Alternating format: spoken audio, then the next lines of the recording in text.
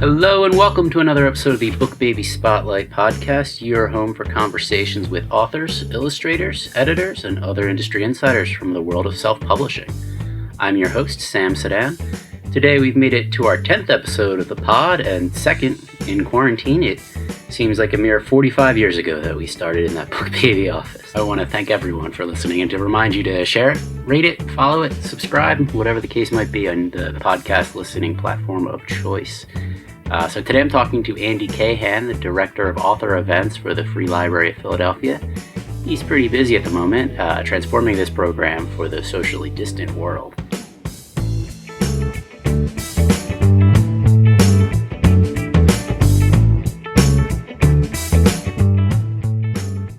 First of all, how are you? Working remotely? Got all your groceries? Got all my groceries, doing my daily every other day run, trying to just stay healthy and moderately sane during this upside down time we're living in. I think the best name I heard for it was In the Weirds, which is where we're at now. That's a good one. Yeah, so I remember just with all the initial email exchanges in March about this, and there would be these sort of long-winded intros about how crazy it was. And now it seems like most of the responses back and forth are, hey, hope you're safe and well, and then boom, on to business. Everybody sort of figured out a way to compress it and move on in some way. Well, we just had all the puns about love in the time of cholera, so oh, right. That's what most of our email chains were headed with. Yeah, my corona, all that stuff. So the idea for reaching out to you is sparked by a promotional email I saw that the library put out regarding an author event being moved online. That's certainly something that's interesting to all of our authors. So is that how you guys are handling all events moving forward? Yeah, I mean, the schedule became really topsy-turvy. Some people just wanted to flat out cancel. Some folks aren't happy in the sort of laptop virtual sphere or box, as it were. And it seemed like if we were going to keep this thing alive, we needed to move online and do it quickly. I saw that some bookstores were doing it throughout the country, and I thought, well, if they can do it, we can probably do it. So within a week, we were up and running on Crowdcast, and it was just a matter of convincing and converting the in real life or IRL events into virtual life events. And we've had a good number of people say yes so far.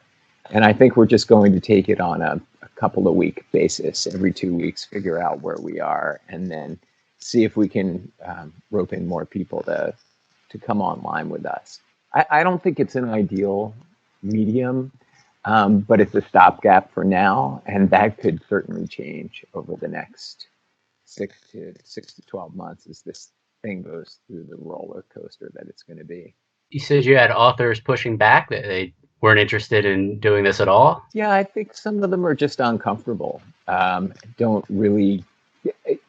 understand the environment all that well, and so don't want to just be talking into a little pin camera on their laptop. I get it. A couple have said, this isn't for me. It's without a detailed explanation. I just got the sense that it was an alienating and strange environment, and they're real people need to connect with somebody in front of them instead of just talking to a screen.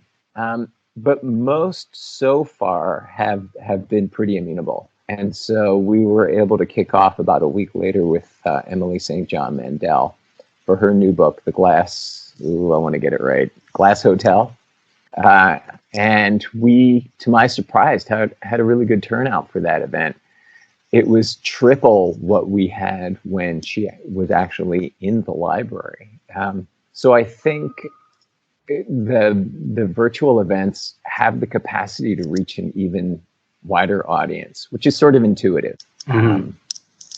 But it happened that way. And I think also people are just looking for content, even though it's sort of overwhelming with all the stuff that's out there these days and getting pushed toward us. Do you think there's any other advantages to having the events online? I think there will be down the line just having it as an option. So maybe an older author who might be less comfortable traveling, who has figured out the technology and would rather do it from their study or their living room or dining room table when they don't want to travel in the winter for a new book. It's likely that a virtual event would be an option for them. And I do see that sort of thing happening in the future. I interviewed one person for the series, and she was just pointing out, isn't it great that we don't have to deal with this long line afterward? So it'll be a balance going forward. But I think it's going to become, as a result of where we are with the COVID-19, et cetera. And because it is going to have this up and down quality where we're going to be sheltering and then we're going to be out and we're going to be sheltering again, it'll be a stronger option in the future for events. I think the trick will be monetizing it, getting signed books into people's hands. That's going to be a little tricky. That's what I was just wondering, because that's one of the best parts of all of the events I've been to at the Philadelphia Library, or get the signed book afterwards, or maybe even get to talk to the author for a minute. Yeah, you get to chat with, well, interesting, the one of them that you had mentioned, that person doesn't do signings per se, but I think when Joy Harjo was there, she did a book signing afterward. Yeah, it was real quick. Not even a personalized inscription, just all right, sign, all right, good. But the line was hours long, so I can't blame her for that. Have you noticed any approaches work better from the author perspective as to how they approach this event? No, I mean, honestly, it all seems to come down to connection quality. If they say yes, then they're avid to do it and they're committed. Mm-hmm. But with these virtual events, it all comes down to somebody's high-speed connection. If they've got a lousy connection and it sounds like they're underwater, it's just not going to be a good event, even if it's a good event. And it won't make somebody who's not a good presenter better, but it would make somebody who's a great presenter terrible because you can't hear them if they have a lousy connection. Mm-hmm. And it's really, I've found, hit or miss. And various authors have various skill levels when it comes to connecting to the internet and using the technology. So it has its ups and downs. So I understand that you're in charge of the author event, but how is the rest of the library handling things? We take it on every couple of week basis, but most of the rest of the library has gone beyond stepping up. We've got music classes that are happening online on Facebook for kids. We've got a culinary literacy center, which is really well known. And the woman who runs that is doing cooking demonstration videos on Instagram and on Facebook, instructional videos on various meals. There's story time for kids. There's morning story time. There are evening story times. It's just a matter of jumping on Facebook Live and going to the children's Facebook page. So across the library, there's this digital push to keep things alive while the doors to the institution are actually closed. The usage of the Overdrive ebook download system has gone through the roof. People have figured it out. People who were reluctant to figure it out are using it. For all intents and purposes, open in a lot of ways, but you can't come to the building. Or you can, but you can just sit out. You can't get in. Although I think a lot of libraries are doing this. You can use they leave the Wi-Fi on so that if somebody's in proximity to the building, they can get Wi-Fi access. That's great, especially in the city of Philly. So what other services do you offer at the library apart from the free Wi-Fi right now? Is there anything else that you're trying to move online? I know one of the biggest parts of the library, everyone considers the books first, but then there's so many other services you guys offer for the community. Yeah, that's a good question. I don't know that I'm actually equipped to talk about that because so many of them are in person and that can't go forward. So, for example, we have social workers at the library who work with the homeless population who comes in. And I think that is something that just has not, that's not something that we can do at this point, to my knowledge. Most of it has been program oriented more than anything else. I know libraries around the country are doing different things. Apart from the Wi-Fi I mentioned earlier, and we've been encouraging this as well, working on the census. It seems that libraries have taken this up across the country, particularly in urban areas where the count needs to be, where libraries will benefit and where the local population will benefit if everybody's counted. So there's been a census push, people to get out there and phone bank, and people to just sort of be an information point in your community, so that you can inform people that they needn't be scared to take it, that they ought to take it, and that those monies will ultimately flow to improving the community in various ways. And I know that's happening in Rhode Island in addition to Philadelphia, or rather, I think in Cranston or Providence. And then I know a couple of places across the country have been making PPEs for the personal protective equipment to help out with local hospitals and initiatives to protect people. So there's been this sort of consortium of libraries that had 3D printers, and they're making face masks and things like that to distribute to the community. That's great. So I think libraries are getting involved in all kinds of different ways, and I certainly don't know all of them. My focus tends to be the author event aspect of things. All right. Well, this might be a little bit outside your wheelhouse then as well, but I talked a little bit on a previous episode about the library's plan to abolish late fees. Can you tell me anything about what went into that decision?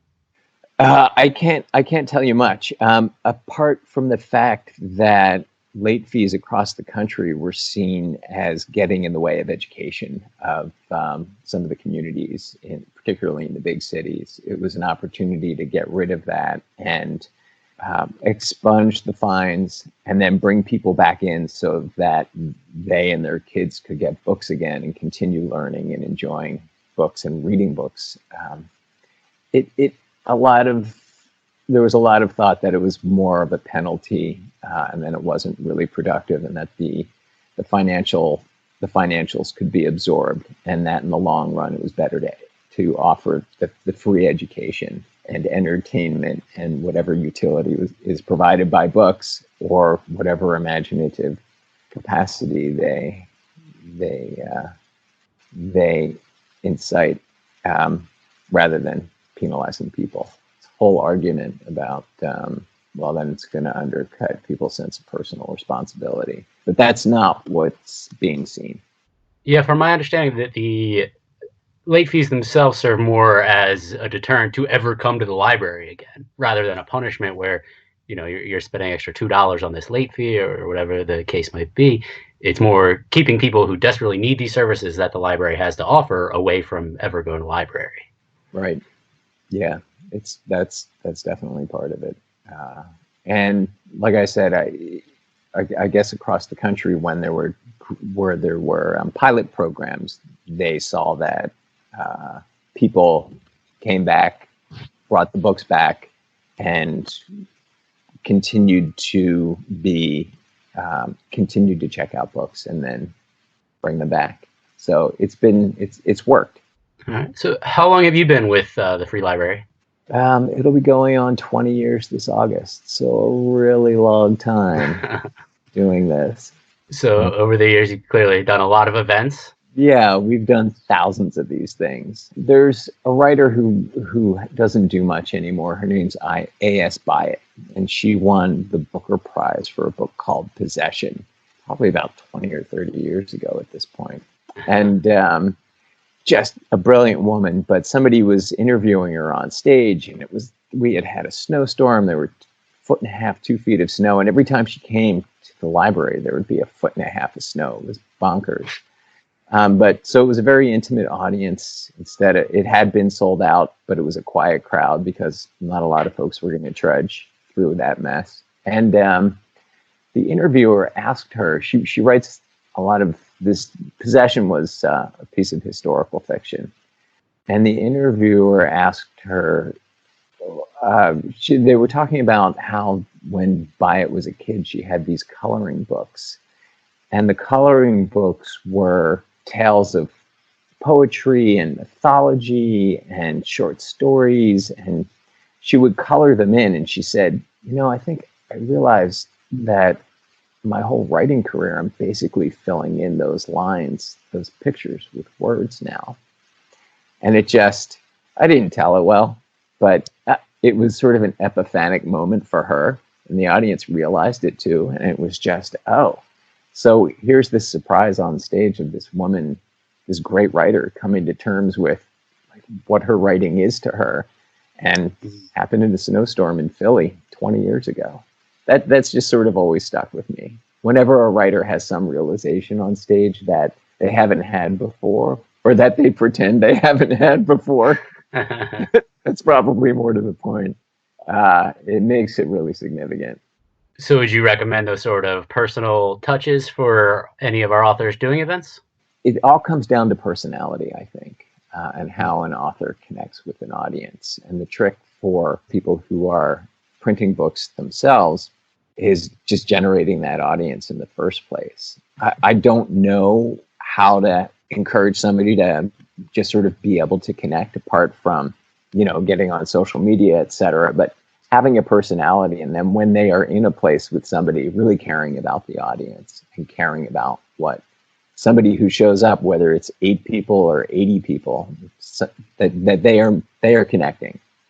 And those are always the best events. And there's no formula to it. I mean, you can do as much as you want on social media and get the books out there, and you can be a fantastic writer. But if you're not connecting with people on some level at the event, making them want to stay and pick up that book afterward. And not all authors can do it. And the sales sort of show that at events. You can tell from the length of the line. What's the formula then to actually get in that room in the first place? Some self-published author comes to you and says, hey, I want to do this event.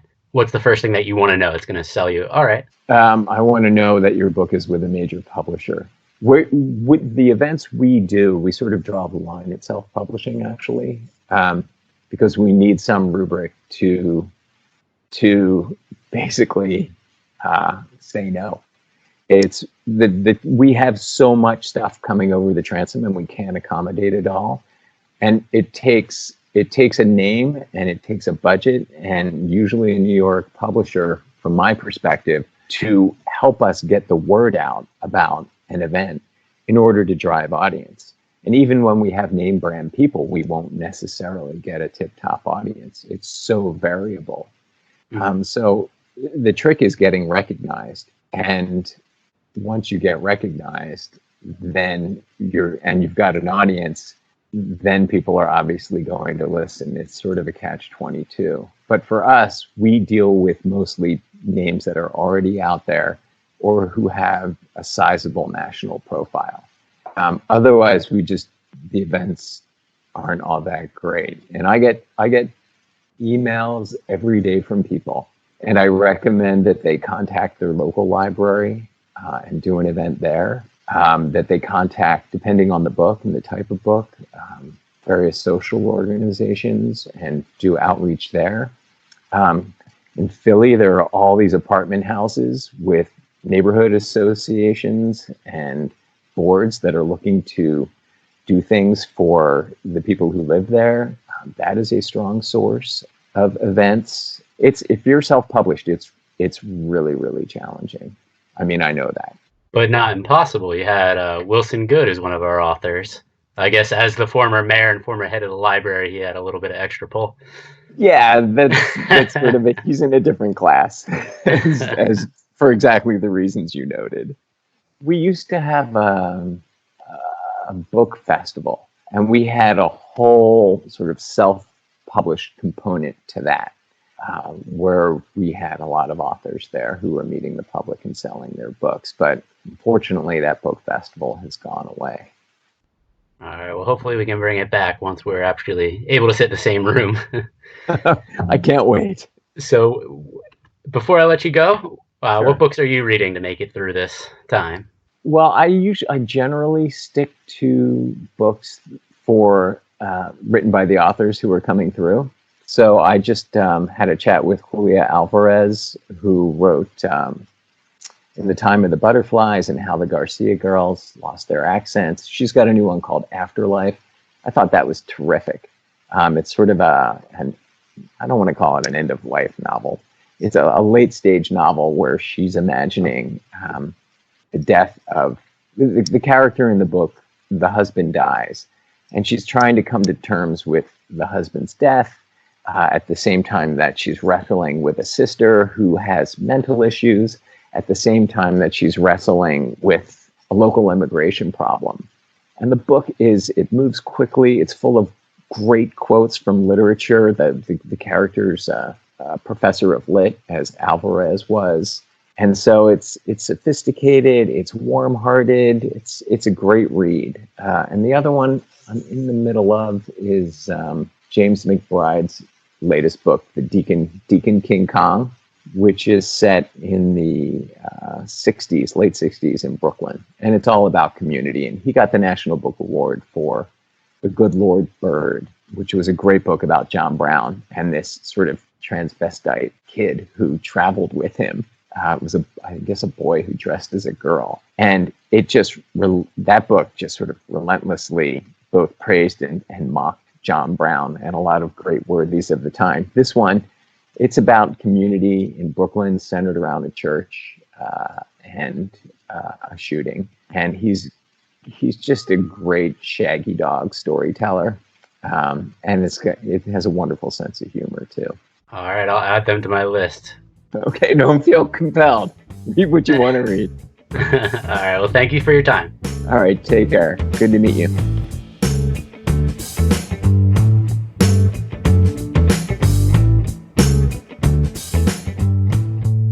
All right, again, that was Andy Kahan of the Philadelphia Free Library. Thanks to him for talking with me.